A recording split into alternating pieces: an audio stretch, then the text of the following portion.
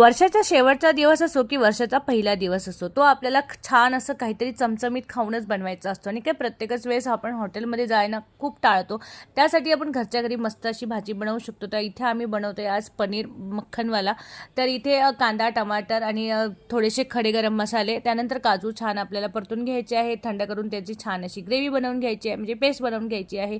त्यानंतर तेल आणि बटर हे सगळं मिश्रण करून छान शिजवून घ्यायचं आहे. त्यामध्ये कांदा छान शिजवून घ्यायचा आहे आणि आपण जे काही छान असा मसाला बनवलेला होता ना, तो परतून घ्यायचा आहे. मस्त परतून घ्या तेल सुटेपर्यंत. त्यामध्ये तुम्हाला जसं आवडीनुसार थोडासा गरम मसाला, थोडंसं तिखट, थोडंसं हळद, थोडेसे धने जिऱ्याची पूड, जेव्हा योग्य वाटेल ते नक्की टाका आणि त्याने चव चांगलीच येते. ती क्लिप राहिली म्हणून मी सांगते.